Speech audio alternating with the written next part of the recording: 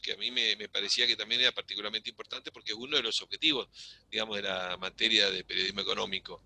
En especial porque nuestra mirada crítica de la realidad eh, no se ve en la mayoría de los llamados medios, este, tanto secciones económicas de los medios en general como de los medios que son específicamente económicos. No se ve esa mirada. Entonces, quería hacer algún comentario sobre esto, ¿no? Que hubiera sido interesante, habían dicho algunos, hacer más incisivos en las preguntas, pero yo creo que por ahí el tema y la falta de información, a mi entender, los llevó a hacer preguntas que tenían que ver más que nada con eso, ¿viste? Bueno, para empezar, por ejemplo, Steffi cuando hablaba de por qué, por qué se hablaba, ¿no es cierto?, se ponía en cuestión el tema de la pandemia, la declaración de pandemia. Bueno, son pocos los medios que explican de que las decisiones la declaración de la pandemia deja mucho que desear. Nada más y nada menos que la decisión que paralizó el mundo y que generó tantos daños a la humanidad y a millones, a miles de millones de seres humanos. Entonces, está bueno esa pregunta. ¿Por qué no se dice? No se dice que la tomó un organismo que opera como, como representante de corporaciones que tienen intereses concretos. Sabemos que esos intereses de esas corporaciones son intereses de maximizar ganancias y casi rayando en comportamientos mafiosos, ¿no es cierto?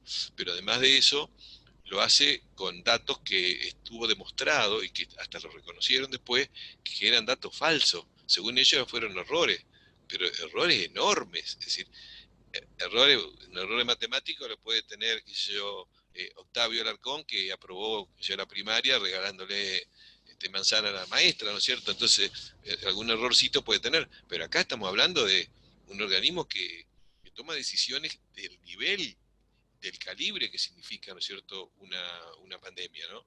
Y fue un error, dice. Ah, fue un error, pero siguieron adelante igual. Se hablaban de 70 millones de muertos, es una cosa, una locura, ¿no?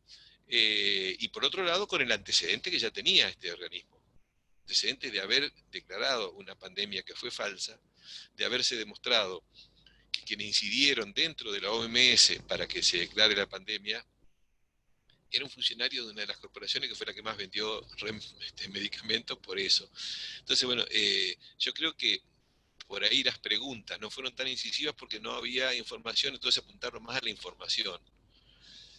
Pero de todas maneras, como decía Octavio Alarcón, podía haber habido otras preguntas que hubieran puesto o queriendo decir, bueno, ¿cómo me podés explicar esto?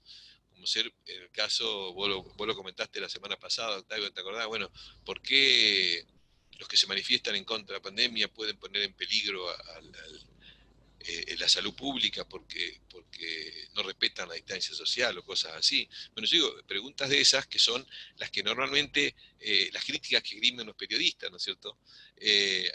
A mí me hubieran venido muy bien las preguntas, porque me hubieran ayudado a explicar mucho más todas las mentiras que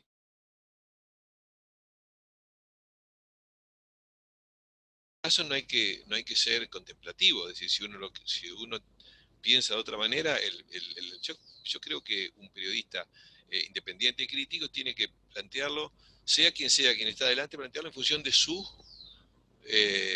forma de pensar, con total libertad y no en representación de un interés.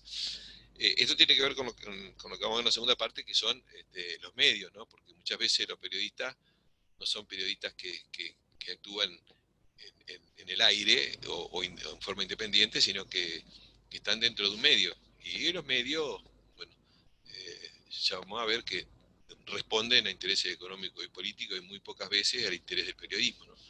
Eh, Otra cosa que yo creo que es importante respecto al contenido es destacar de que en general todas las respuestas fueron respuestas que ponen un cuestionamiento muy fuerte y muy directo y muy frontal a lo que es el predominio de la información en todos los medios.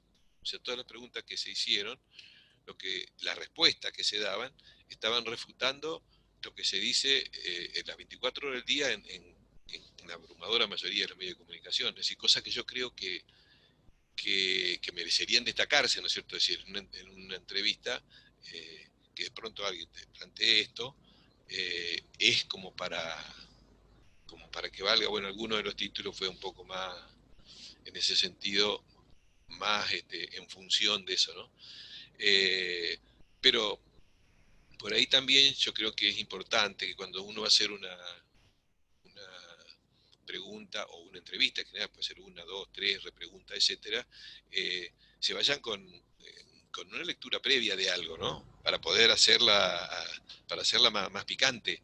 Eh, Porque si no, bueno, si uno va con muy poco conocimiento, es como que quedas sujeto a que el entrevistado te conteste cualquier cosa y te deje pagando, ¿no es cierto? Si te corre con la vaina, como se dice habitualmente. Entonces, es bueno que cuando vayan a hacer alguna entrevista, conozcan un poco el tema. Eh, y otra cosa que quería decir también, eh, que ya me está quedando el peso de los años, o será la hora, viste que siempre a esta hora duerme la siesta, entonces por ahí se te cruza. Eh, Respecto de que en la entrevista, es importante repreguntar. Lo hablamos la semana pasada con Cristal, el Steffi y el Mati, ¿no es cierto? O sea, si ustedes piensan, no, mirá, yo le hice una pregunta y no me la contestó, bueno, no, deberían repreguntar y deberíamos, si vamos a hacer otra entrevista, este, hacerlo. Mati por ahí decía, bueno, que hubo una pregunta, y en este sentido yo creo que por ahí podemos tener una mirada distinta. Cuando se hace una pregunta, decís, bueno, vos sos antivacuna. Es como decir, bueno, vos sos K o sos. Yo creo que la pregunta, esa sí es una pregunta que viene sesgada por la manipulación de los medios, ¿no es cierto? Es decir, quien se opone a la versión oficial, ustedes van a ver que hay como una forma de desprestigiar, diciendo, bueno, vos sos fundamentalista, vos sos este, o antivacuna, o estás con Trump, o estás con Bolsonaro, y no vas a la cuestión central. Y hay preguntas que son de ese tipo, ¿no es cierto?, de ese calibre, que no admite una respuesta sí o no, porque yo creo que sería equivocado. Es decir, ¿sos antivacuna? Y depende, vamos a hablar qué significa antivacuna. Es decir, ya tendríamos que estar en un diálogo, ¿viste? ¿Qué es antivacuna? Es decir, hay muchos estudios y hay muchos grupos y movimientos y grupos de científicos que cuestionan a numerosas vacunas, pero además hay estudios que demuestran, hay casos judiciales que demuestran que hay denuncias concretas sobre corporaciones que usan las vacunas no solamente para enriquecerse, sino que han hecho daño enorme a la gran cantidad de personas vacunadas, de niños vacunados. Hay casos, viste, paradigmáticos de eso. Entonces, una pregunta así tan corta, y no puede decirle sí o no. Vamos a ver de qué se trata el tema. Y el tema se trata de que los grandes laboratorios, las grandes corporaciones, han utilizado la vacuna como negocio.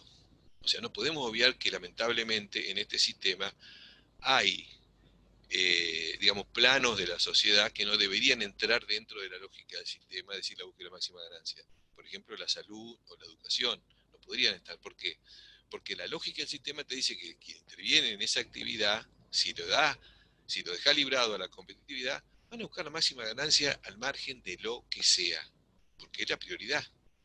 Entonces, si sabemos que esa es la prioridad, lo que hacen esos laboratorios está alejado como de acá a la estrella del interés por la salud. Al contrario, lo que le interesa es la enfermedad, porque es negocio, ¿no es cierto?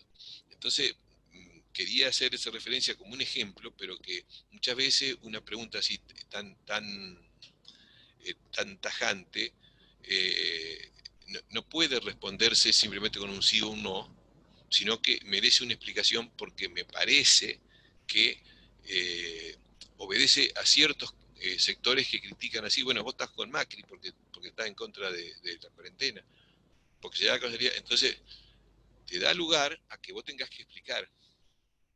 El macrismo hoy se opone a la cuarentena, en mi opinión, y esto es muy, muy subjetivo, Porque el gobierno planteó la cuarentena. Si el gobierno hubiera dicho, vamos a ser muy flexibles, el macrismo estaría movilizado diciendo el gobierno son asesinos porque no cuestionan, porque no protegen a la población. Porque no es que estén en la misma fundamentación de la que yo doy, sino porque están en otro juego. Están en el juego de la grieta, de la falsa división, entonces alineemos a los giles de un lado, a los giles del otro, para mantener el mismo proyecto. Entonces, repito, y en ese caso me refiero al comentario de Matías, ¿no es cierto? Hay preguntas que no admiten así una respuesta de decir, ah, sí, soy antivacuna, no sé. No, porque no soy ni anti ni anti, sino lo pongo en el contexto y es necesario aclararlo. Entonces yo creo que esa respuesta, ¿qué es que esté bien definida o que esté respondido eso? Decir que sí o que no, yo creo que estaría equivocado. Como si vos planteas una postura, supongamos, crítica, qué sé yo, al macrismo, decir, vos sos K o sos K, pues sí, qué sé yo. No se acaba, no se cae, no, porque la sociedad no se divide así, porque estamos hablando de temas que van más allá de una persona, de un partido. Y eso es un poco lo que nosotros hemos tratado de señalarles cuando decimos que hacemos el análisis en función de cuáles son las particularidades del modelo socioeconómico y qué rol juegan los distintos actores en ese modelo, ¿no es cierto? Y bueno, si hay un actor que está convalidando y profundizando ese modelo, y bueno, criticamos al actor, pero en función de ese modelo, no por una cuestión de personas, ¿no es cierto?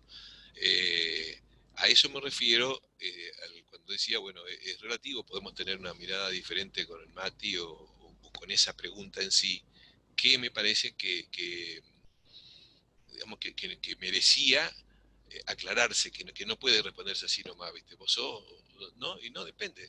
Veamos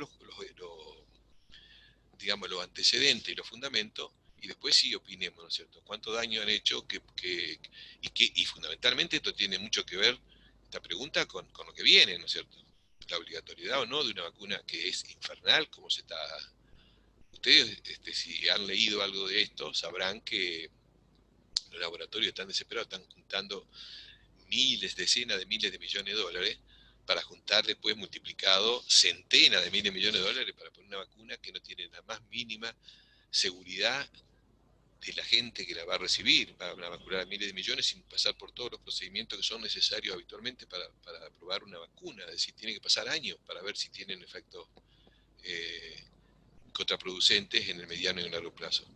Entonces, vale la pena hacer esta referencia porque estamos hablando de contenidos, no solamente de formas, sino el objetivo de poner el tema es porque nos permitía ver eso, ¿no es cierto? La vinculación. ¿Es salud? ¿Esto es un tema de salud solamente?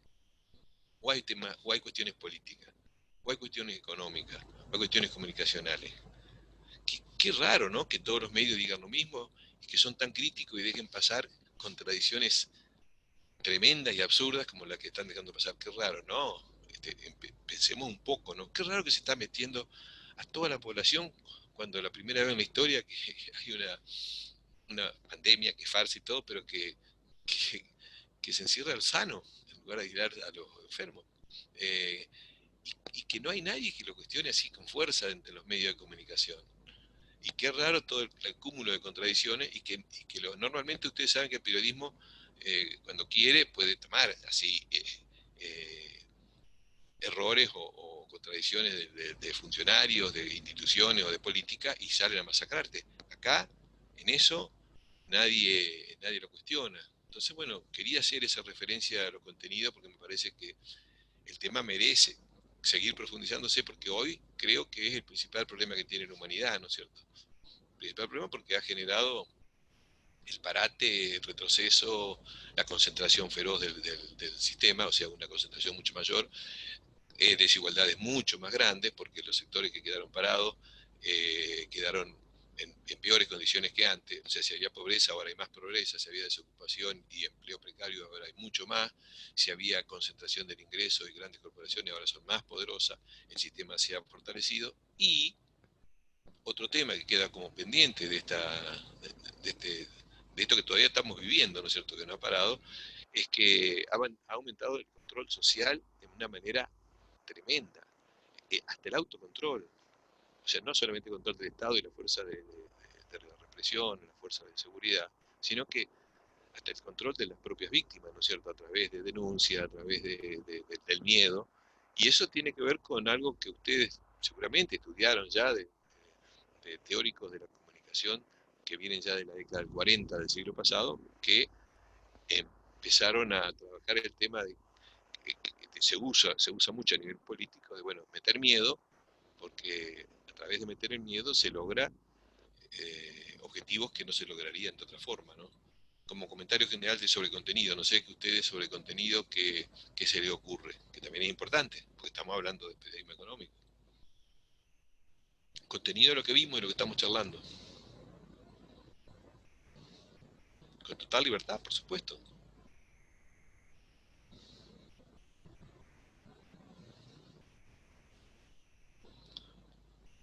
Silencio en la noche, silencio en la siesta. ¿Puedes repetir la pregunta? Digo que estas cuestiones de que yo señalo de contenido son necesarias conversarlas y no solamente las cuestiones formales. Las cuestiones formales son válidas, pero si nos quedamos en las cuestiones formales nos quedamos en la superficie.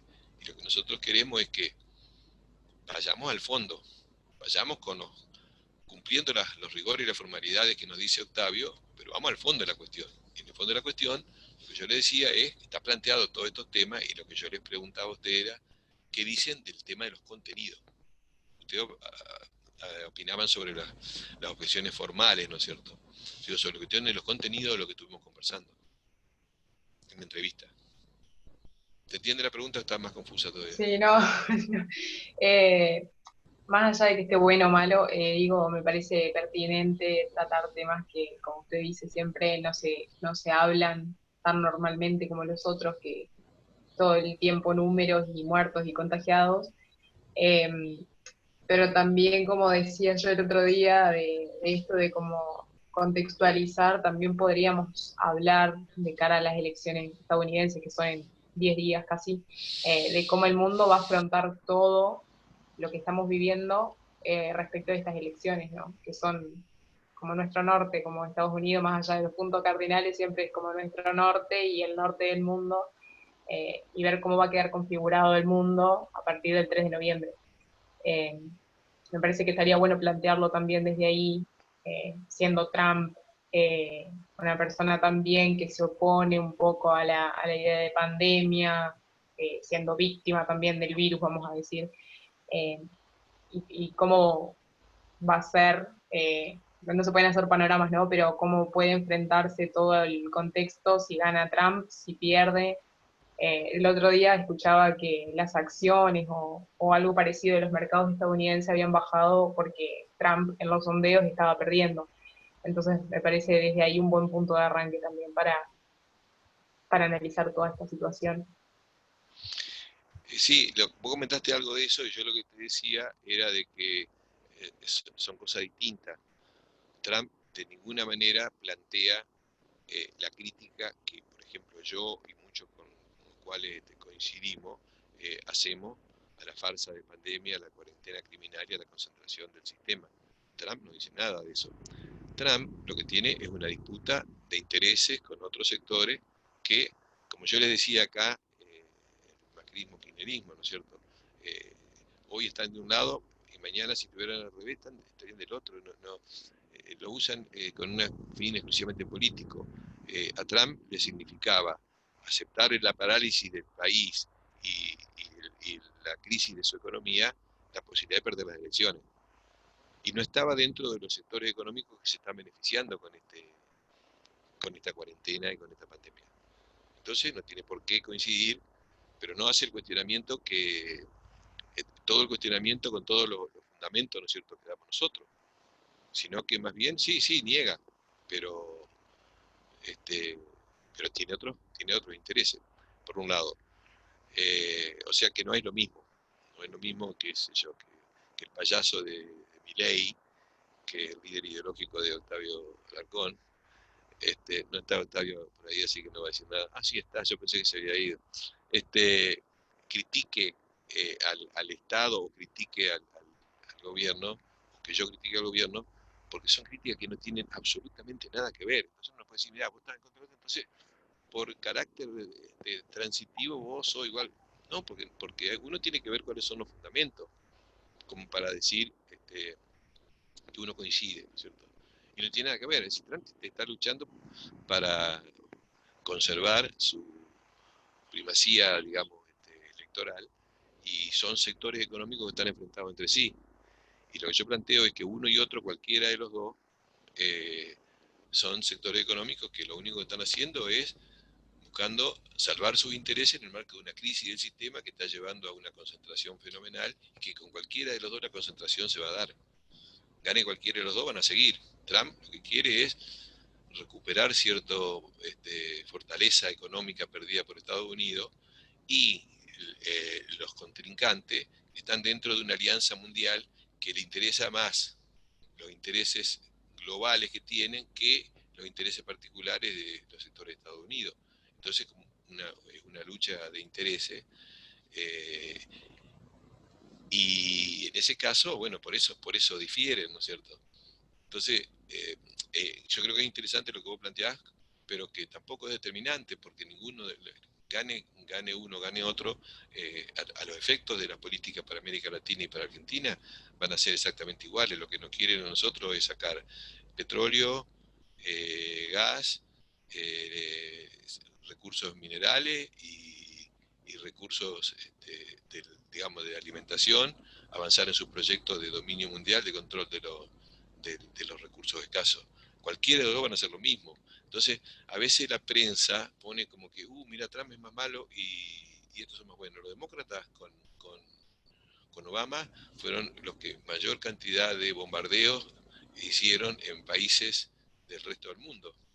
Y sin embargo, bueno, recibió el premio Nobel de la Paz y aparece como que es más bueno en el discurso. Entonces, ahí lo que uno pienso que debería haber es no quedarse como normalmente lo hacen los medios mayoritarios que se quedan en la superficie. Mira, Trump contra una cosa definida, si gana Trump, si no gana Trump. No, para nosotros cualquiera de los dos van a significar un proyecto de saqueo, de destrucción, de depredación y de genocidio, ¿no es cierto? Son con distintas, se ponen camisetas, pero no tienen al, a los efectos, digamos, del proyecto estratégico. Es como cuando se plantea Estados Unidos y la República Popular China. A los efectos de los intereses de la Argentina, ninguno de los dos es mejor para nosotros, porque los dos quieren los recursos nuestros y nosotros los que estamos viviendo arriba de nuestro territorio sobramos ahí. Lo que quieren es sacarnos. Entonces, si uno se queda en la superficie, pues si no, mirá que ellos son progresistas, ¿por qué? Bueno, porque el partido gobierno República Popular China, pero en realidad los proyectos que han impulsado los chinos en Argentina, en América Latina, en África, en todos lados, son realmente depredadores, explotadores, tremendo, ¿no? Me parece que esta reflexión se va un poco más allá de lo que vos preguntaste, pero tiene que ver con eso, ¿no? Con que hay acontecimientos que son importantes, pero no nos engañemos. La prensa nos quiere hacer creer que lo más importante del mundo hoy está a ver que quién gana la elección en Estados Unidos. Y realmente lo que está pasando es que nosotros seguimos avanzando, como decía Ban Ki-moon, seguimos avanzando hacia el abismo. Y nos quieren entretener, y vamos a mirar, a ver, mirá qué está lo que está pasando en Estados Unidos. Si vos me dijeras que en Estados Unidos de pronto hay un movimiento que desde abajo plantea hacer un cambio del orden social, a la pucha, y tiene posibilidad de, bueno, decir, bueno, eh, es como para mirar con atención, ¿no es cierto? Pero, pero esto es más distracción, chicos, es más distracción. Hay muchas noticias que lo que nos llevan es a desviar el eje de lo fundamental, y eso tiene que ver con lo que yo quería charlar ahora, si les parece, ¿no es cierto?, sobre la Argentina y los medios. Cuando nosotros analizamos los medios de comunicación, que es lo que queremos hacer ahora, la noticia económica en los medios comunes o en los medios especializados y ver cómo, y eso sería una tarea también como para poder hacer, que ustedes puedan verificar, traer y nos juntamos en nuestros encuentros y analizamos, cómo lo que se llama periodismo económico en general es, por un lugar, periodismo que no cuestiona el orden social. O sea que cualquier noticia que ustedes van a ver, de ninguna manera pone en cuestión el orden social. por más que se llame independiente, crítico, más liberal o no, aceptan esto como lo mejor. Y aceptar esto como lo mejor significa aceptar que está bien que no haya más importante que la búsqueda de la máxima ganancia, y por lo tanto, si yo para ganar lo máximo tengo que afectar la salud, el ambiente y la vida, lo afectaré. Esto dentro de la lógica del sistema. Y el máximo crecimiento. Y si para lograr el máximo crecimiento es necesario destruir países, destruir ambientes, destruir sociedades, y lo lamento, pero estamos dentro de... Entonces, si uno no cuestiona eso, está dentro de este orden. Bueno, eso es lo que predomina en general. Después, también uno analiza los medios de incomunicación en la parte económica, y además de avalar este orden social, avalan la situación de dependencia. Y no solamente que la avalan, sino que la ocultan. O sea que los problemas que tiene la Argentina son problemas porque el déficit, porque está gastando más, porque el gasto social, porque muchos jubilados, porque es insostenible la caja de jubilaciones.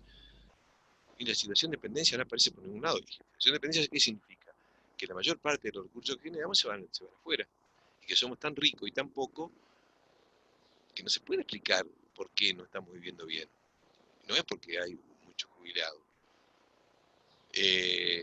Eso tiene que ver con un pequeño, un breve comentario que traía Octavio, que había grabado, que yo creo que merece por ahí reproducirse para que nosotros veamos cómo el razonamiento, ese razonamiento predomina en la mayoría de los medios, y aún los que critican ese razonamiento casi también convalidan esto que yo les estoy diciendo. Vos, Octavio, tenés por ahí Sí, ahora lo voy a compartir. Esto pasó el viernes, ¿sí? En el programa de Maxi Montenegro, no sé si alguno lo conoce, a este periodista. ¿Alguno lo conoce? El programa está todos los días a la 1 del mediodía. la parte que habla ¿No? este personaje que vos me mostrabas. Acá está Gabriel, bueno, es un economista. Claudio Lozer es un exdirector del Fondo Monetario Internacional, y es una entrevista. Y lo interesante que van a escuchar acá es por ahí lo que Luis estaba contando de su visión sobre los problemas que tiene Argentina actualmente, ¿sí? Y lo que, según Rubinstein, hay que hacer. Vamos a poner el sonido, a ver si escuchan. Gabriel, ¿ves algún otro margen de maniobra? Vos decías, bueno, el tipo de cambio oficial algo van a tener que hacer. Pero, ¿qué estás pensando en el plan detrás de una modificación de la política cambiaria? Sí, desde ya que te diría que no se puede devaluar sin plan, porque es, como decía también Claudio, es un pasaporte a la hiperinflación. O sea, vos no podés devaluar sin plan. Tenés que devaluar en el medio de un plan y que la devaluación te ayude. ¿La devaluación cómo te puede ayudar?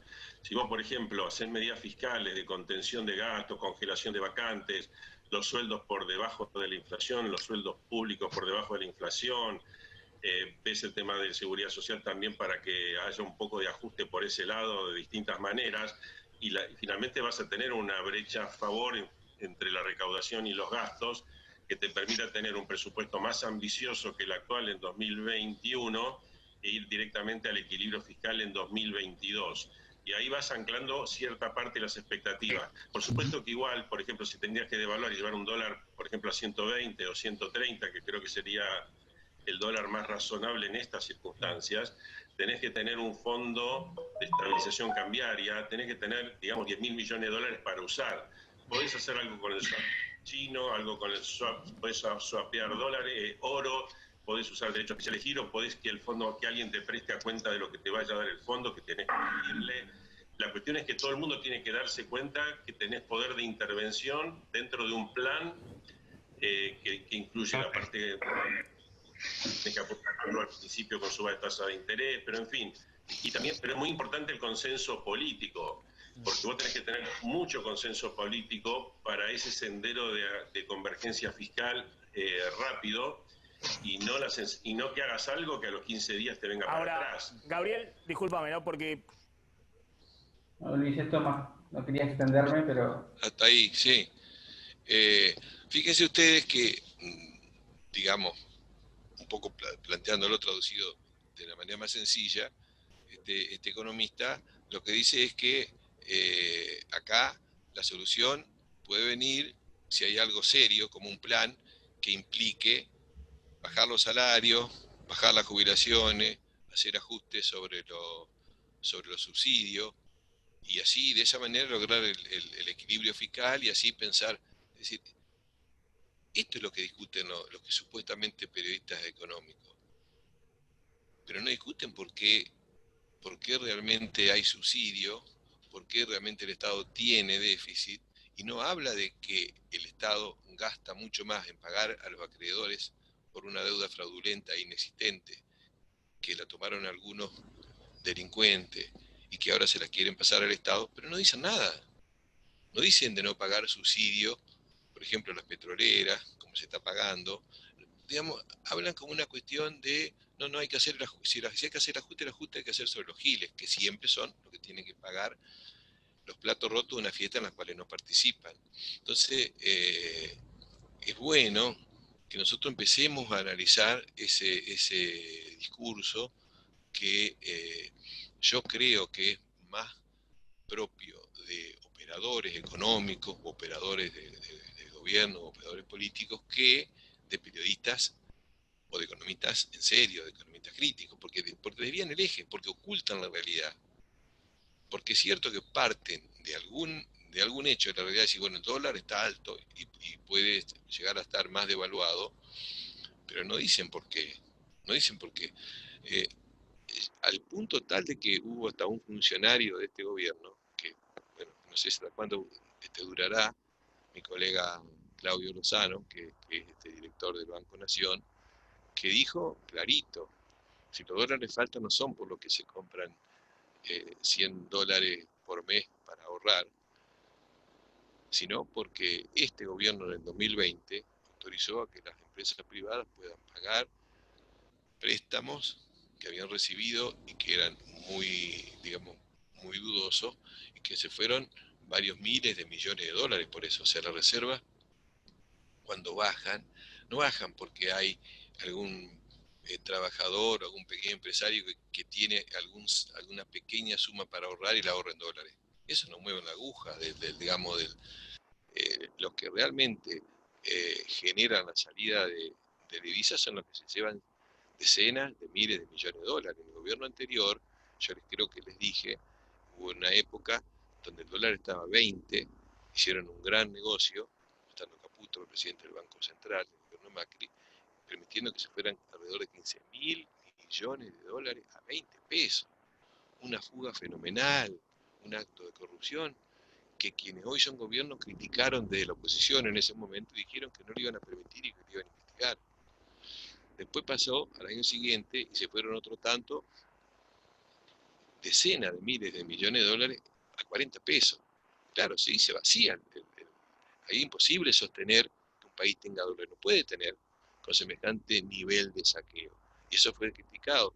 Después viene el Fondo Monetario y nos presta, nos desembolsó más de 40.000 millones de dólares que se fueron volando. Y eso también lo criticaron los que entonces eran oposición y ahora son gobierno. Y hoy están hablando todo eso. Hoy están hablando. Y fíjense los periodistas de uno u otro lado que en el gobierno anterior destrozaban a ese gobierno que ustedes estaban haciendo. Y en este gobierno están hablando todo lo que está haciendo, desdiciéndose de lo anterior. Entonces, ¿qué es lo que vemos nosotros? Que en el periodismo, lo que se llama periodismo económico son, por un lado, aquellos que, para empezar, convalidan el orden social. Aceptan la situación de dependencia estructural de este país, o sea, no solamente capitalismo, sino capitalismo dependiente. Pero además se ponen la camiseta de un partido o de un grupo de interés económico. Entonces nosotros vamos a ver que hay periodistas que cambian de opinión en función de quién sea quien está gobernando. Entonces no hay seriedad, independencia, criticidad, sino más bien uno piensa que responden a intereses económicos, intereses partidarios, intereses políticos. Y esto es lo que yo creo que deberíamos nosotros hacer trayendo algunos artículos que ustedes traigan y vean, vamos a analizar qué dice bueno, este escribe en Ámbito, este escribe en Página, este escribe en Clarín, este escribe en Nacional, qué es lo que dicen, para desmenuzar y ver cómo se quedan en la superficie, por un lado, que es una manera también de mentir, y otra, cómo tergiversan la información, o cómo cambian de opinión, ¿no es cierto? Bueno, en función de todas estas cosas, ya estamos cerca de los minutos que nos quedan acá en este corte ya para cerrar, en función de la entrevista, ustedes han dicho, queríamos plantear para el lunes próximo hacer una nueva entrevista, pero en este caso tomando como eje la realidad actual. La realidad actual, es decir, que ustedes puedan plantear preguntas y repreguntas desde su perspectiva al mismo entrevistado, digámoslo así. Podemos ver si podemos lograr que